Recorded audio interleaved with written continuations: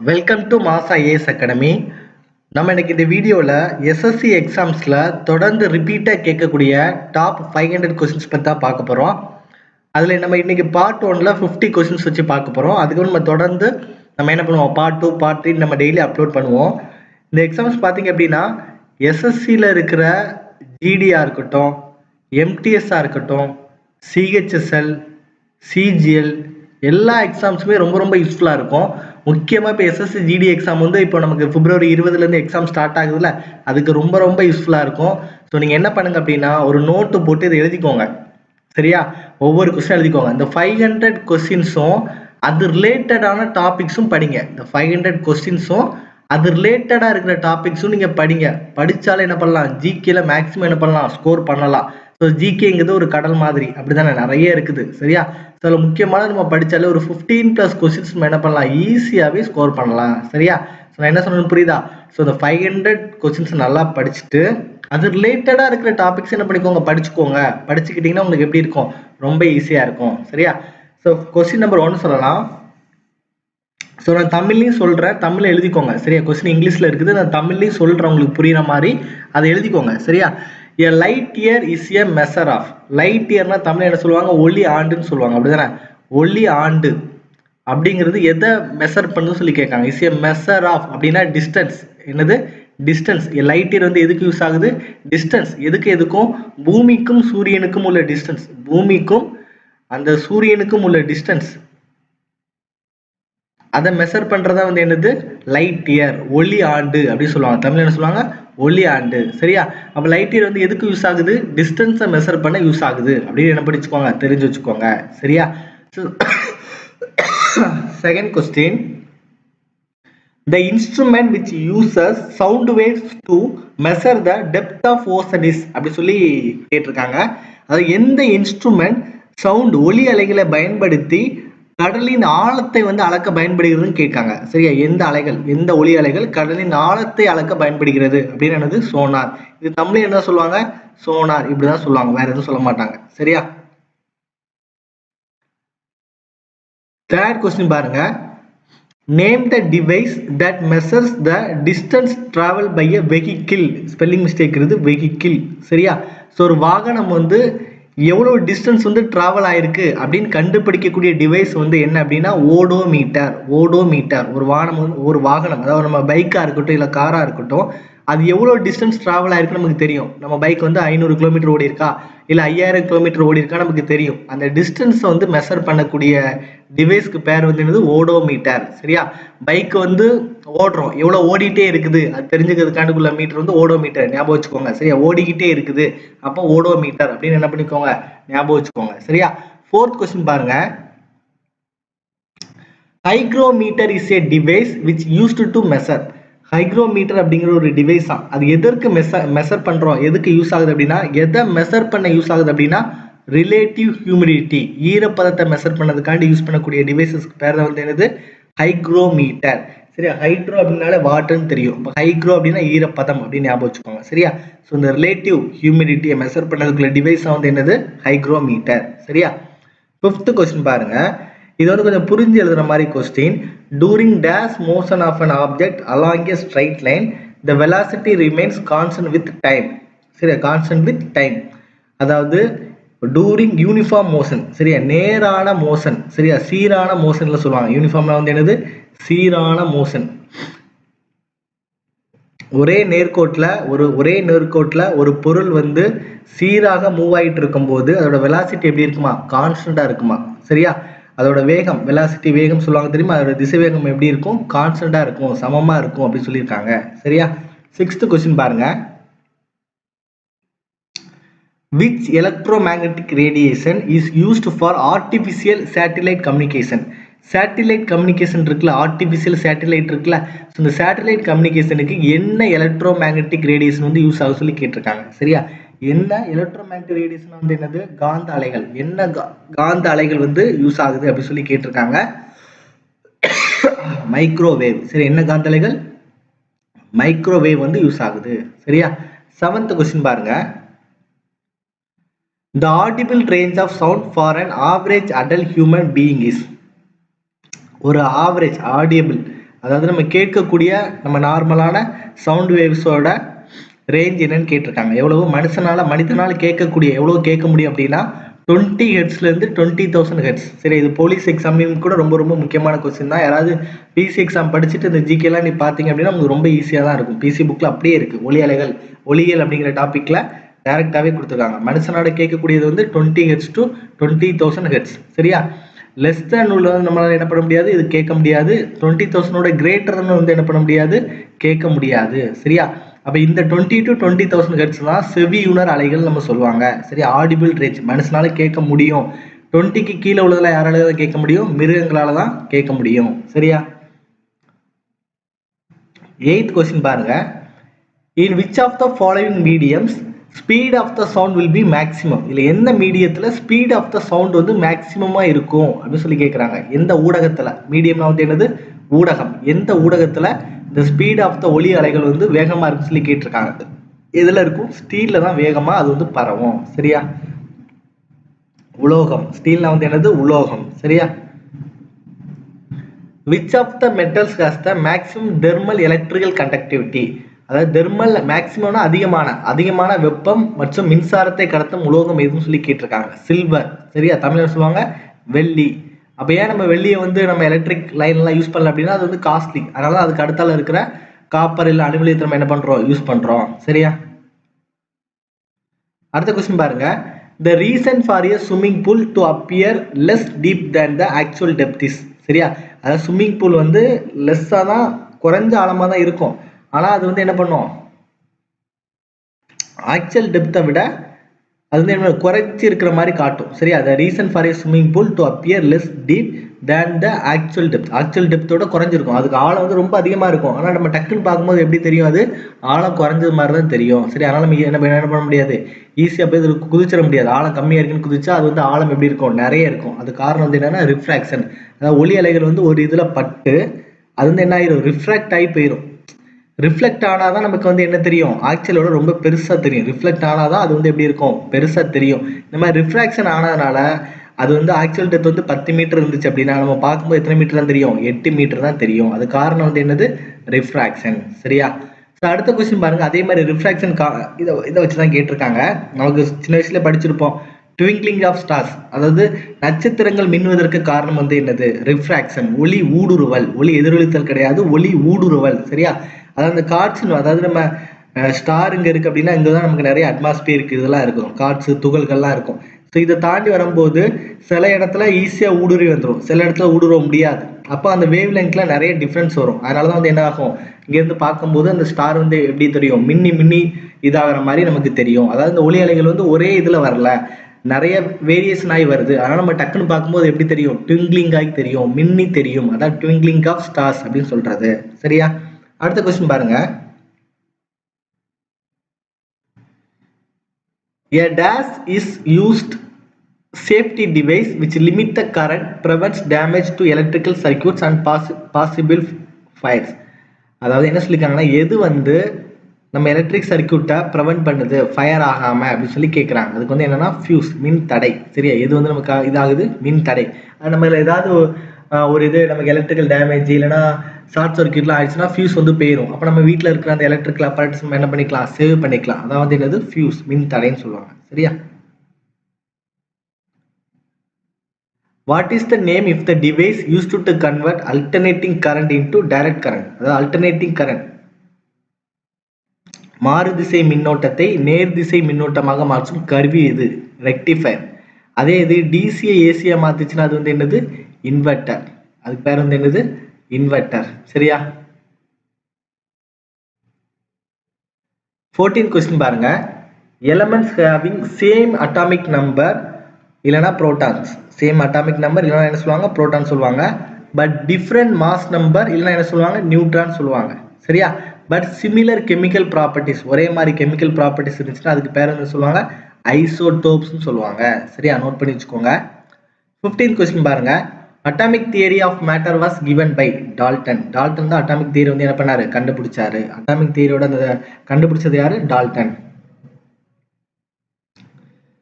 Days is used as a moderator in atomic reactor. சரி, அணுக்கரு உலை இருக்கு தெரியுமா, அதுல மாடரேட்டரா அதாவது ஒழுங்குபடுத்தக்கூடிய இதா எது யூஸ் ஆகுது அப்படின்னா கிராஃபைட்.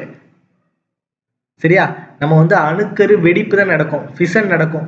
இந்த ஃபிஷன் பார்த்தீங்கன்னா திடீர்னு அதிகமாயிரும். அதை அப்போ கரெக்டான இதில் கண்ட்ரோல் பண்ணுறதா வந்து என்னது இந்த மாடரேட்டர். அந்த மாடரேட்டர் வந்து எது யூஸ் பண்ணுறாங்க? கிராஃபைட் வந்து யூஸ் பண்ணுறாங்க. சரியா? அடுத்த கொஸ்டின் பாருங்க.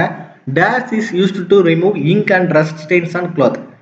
மை இல்லைனா ரஸ்ட் ஸ்டெயின்ஸ் வந்து கிளாத்ல இருந்து ரிமூவ் பண்றது வந்து என்ன இது என்ன ஆசிட்னு சொல்லி கேட்குறாங்க. என்ன ஆசிட் வந்துன்னா ஆக்சாலிக் ஆசிட். ஆக்சாலிக் ஆசிட் அப்படின்னு ஞாபகம் வச்சுக்கோங்க. சரியா? Surf XL. சரி, அது மாதிரி இது வந்து சர்ஃப் எக்ஸல் கிடையாது, oxalic acid. Surf XL oxalic acid தான் இருக்கும். சரியா? 18th கொஸ்டின் பாருங்க. the major component in the LPG liquid petroleum gasல இருக்கிற மேஜர் காம்பனன்ட் என்ன அப்படின்னா பியூட்டேன். பியூட்டேன் அதுல என்ன இருக்குது? பியூட்டேன் இருக்கு. நம்ம வீட்டு கேஸ்ல இருக்குது வந்து என்னது? பியூட்டேன். 19th கொஸ்டின் பாருங்க. which element is used to make the coils used in water heaters? நம்ம வீட்ல வாட்டர் ஹீட்டர் வச்சிருக்கோம் தெரியுமா? ஸோ இந்த வாட்டர் ஹீட்டர் தண்ணீர் கொதிகலன்னு சொல்லுவாங்கல்ல, அதுல என்ன காயில் வந்து யூஸ் பண்றாங்க அப்படின்னா நிக்ரோம். என்ன காயில் யூஸ் பண்றாங்க? Nichrome. which metal is found in free state in nature and was first metal to be used by man? first metal to be used by a man. முதல்ல மனுஷன் use பண்ண மெட்டலும் free ஸ்டேட்ல which metal is found in free state நார்மலா கிடைக்கக்கூடிய free ஸ்டேட்ல கிடைக்கக்கூடிய metal வந்து என்ன அப்படின்னா காப்பர். சரியா? அடுத்து பாருங்க. which phosphorus is always kept under white phosphorus? சரியா? white phosphorus always kept under water. இந்த ஒயிட் பாஸ்பரஸை வாட்டருக்குள்ளாடி தான் வச்சிருக்கணும். அது வந்து வெளியில வச்சிருந்தோம் அப்படின்னா அந்த ஏர் கூட ரியாக்ட் ஆகி அது வந்து என்ன ஆக ஆரம்பிக்கிறோம்? அலர்ஜி எல்லாம் நமக்கு கிரியேட் ஆகும். அது வந்து ஒரு மாதிரி ஒரு வெப்பத்தை கொடுக்கும். சரியா? அப்போ ஒயிட் பாஸ்பரஸை நம்ம வாட்டர்லாம் வைக்கணும். வெளியில வச்சா ஏர் கூட ரியாக்ட் ஆக ஆரம்பிச்சிரும். சரியா? 22nd கொஸ்டின் பாருங்க. the highest volume of gases in lower atmosphere is compressed of nitrogen. சரி, the highest volume of gases வந்து lower atmosphere. நம்ம வந்து டாப் பாட்டம் லோயர் படிச்சோம் தெரியுமா? ஸோ அதில் ரொம்ப லோயர் டாப் மிடில் லோயர் படித்தோம். அதில் இந்த லோயரில் இருக்கிறது வந்து என்னது அப்படின்னா நைட்ரஜன் தான் ரொம்ப அதிகமாக இருக்கும். சரியா? அடுத்த பாருங்க. plaster of paris is made by partial dehydration of gypsum salt. plaster of paris நம்ம வந்து பிஓபின்னு சொல்லுவாங்க. நம்ம இந்த ஃபால் சீலிங் அடிக்கலாம் யூஸ் பண்ணுவாங்க. பிளாஸ்டர் ஆஃப் பாரிஸ் அப்படின்னு சொல்லுவாங்க. இந்த பாரிஸ் சிமெண்ட் ஒயிட் சிமெண்ட் மாதிரி இந்த பாரிஸ் சிமெண்ட் வந்து எதுல இருந்து எடுக்கிறாங்க அப்படின்னா ஜிப்சம் சாட்ல இருந்து என்ன பண்றாங்க? மேனுஃபேக்சர் பண்றாங்க. சரியா? அடுத்த கொஸ்டின் பாருங்க. who is known as the father of zoology? zoologyயோட ஃபாதர் யாருன்னா அரிஸ்டாட்டில். சரியா? நம்ம சின்ன வயசுல படிச்சிருப்போம். அரிஸ்டாட்டில் விலங்கியலின் தந்தை. சரியா? அடுத்த கொஸ்டின் பாருங்க. which is the correct pair of inherited chromosomes for child to be girl? கேலா இருக்கணும்னா என்ன குரோமோசோம்ல இருக்கணும்னு சொல்லி கேட்டிருக்காங்க. X from father and X from mother. ஃபாதர்ல இருக்கிற எக்ஸும் மதர்ல இருக்கிற எக்ஸும் வந்துச்சுன்னா அந்த சைல்டு வந்து எப்படி இருக்குமா? கேர்ள் சைல்டா இருக்கும் அப்படின்னு சொல்லி கொடுத்துருக்காங்க. சரியா? அடுத்த கொஸ்டின் பாருங்க. which chromosome combination is responsible for maleness in men? அந்த ஆண்மை தன்மையை வந்து எந்த குரோமோசோம் வந்து டிட்டர்மைன் பண்ணுது அப்படின்னா XY குரோமோசோம். சரி, என்ன குரோமோசோம்? XY chromosome. சரியா? 27th கொஸ்டின் பாருங்க. on which part of the human eye is image formed? Image வந்து எங்க ஃபார்ம் ஆகுது அப்படின்னா ரெட்டினா. எங்க ஃபார்ம் ஆகுது? ரெட்டினால வந்து இமேஜ் வந்து உருவாகுது. சரியா? அடுத்த கொஸ்டின் பாருங்க. the protein present in the hair, fingernails, hooves and horns is.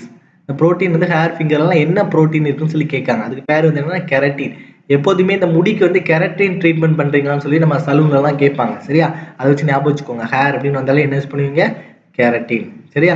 29th question பார்த்தீங்க அப்படின்னா cod liver oil and carrot are source of dash. என்னன்னா vitamin A. Cod liver oil அப்படின்னா காடுங்கிறது ஒரு வகையான ஃபிஷ். அதோட லிவர்ல இருந்து எடுக்கக்கூடிய ஆயில் தான் காட் லிவர் ஆயில். அப்ப கேரட் அதுல என்ன இருக்குது? விட்டமின் ஏ இருக்குது. சரி, அப்ப சோர்சஸ் வந்து நல்லா படிச்சுக்கோங்க. which disease spreads when affected persons excreta gets mixed with drinking water?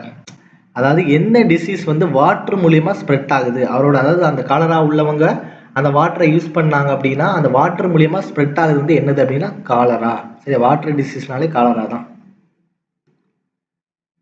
31st question பாருங்க. Minamata disease is a nervous disorder. Minamata disease அப்படிங்கிறது ஒரு நர்வஸ் டிஸார்டர். அது caused by eating fish polluted with, என்னன்னா மீனை சாப்பிட்றதுனால வருது.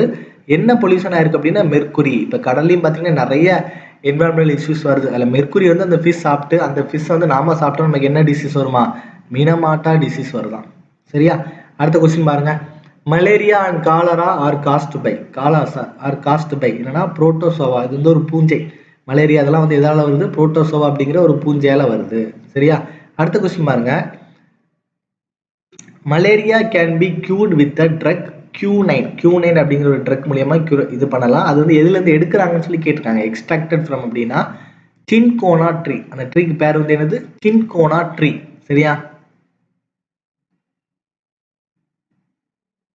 34th கொஸ்டின் பாருங்க. The DPT vaccine is given to young babies to protect them from. சரியா, DPTங்கிற ஒரு வேக்சின் யங் பேபிஸ்க்கு வந்து கொடுப்பாங்க. எதுக்கு அப்படின்னா diphtheria, pertussis, whooping cough and tetanus. இது எல்லாமே சளி, இருமல் எல்லாமே அதான். இல்லை அந்த தொண்டை அரிப்பு, தொண்டை அலர்ச்சி அது சம்மந்தமாக எதுவும் எந்த நோயும் வராமல் இருக்கிறதுக்காண்டி தான் இந்த டிபிடி நோய் வந்து என்ன பண்ணுவாங்க, கொடுப்பாங்க. அதான் டைப்தீரியா, அதோட பேரே தான் டைப்தீரியா டி.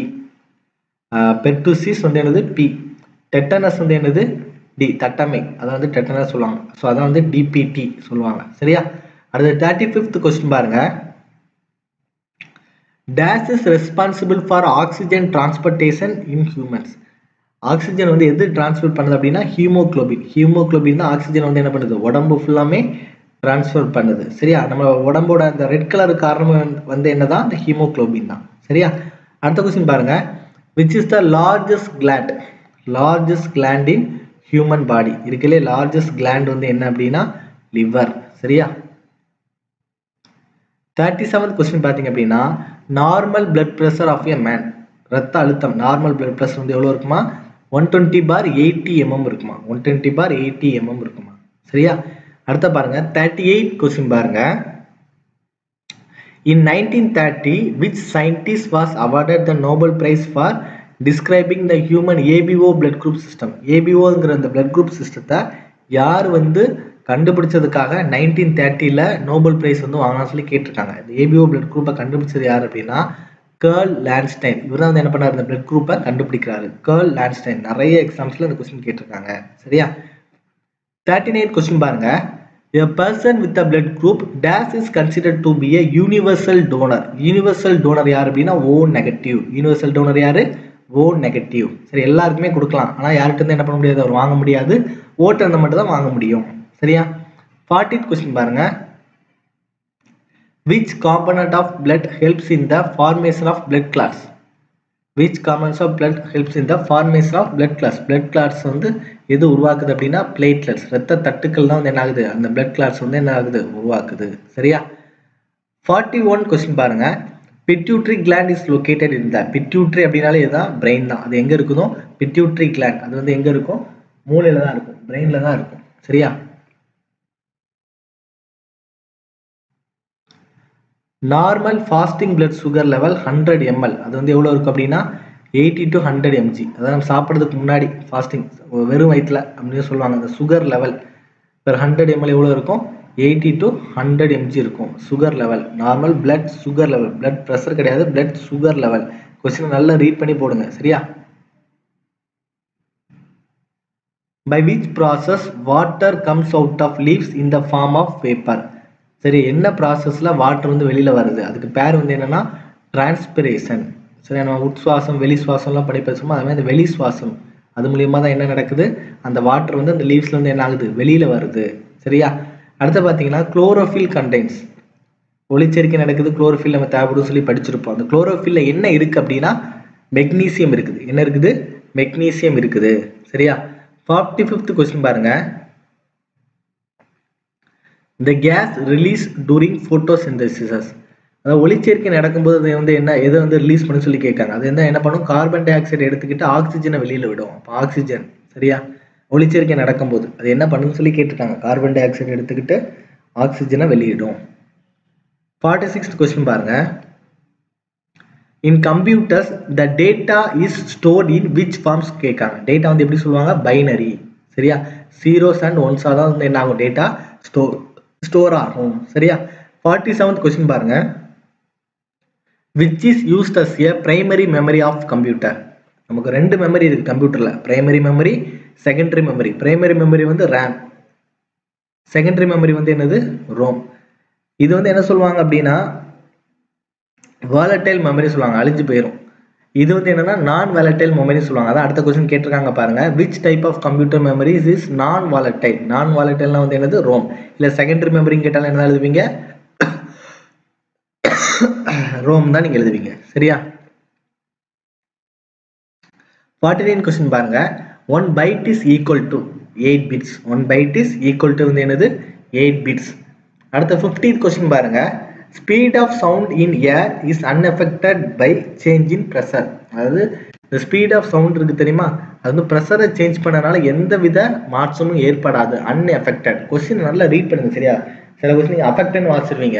சரியா? இது வந்து unaffected. பிரஷரை சேஞ்ச் பண்றதுனால நம்ம ஸ்பீட் ஆஃப் சவுண்ட்ல எந்த வித சேஞ்சஸும் நடக்காது. சரியா?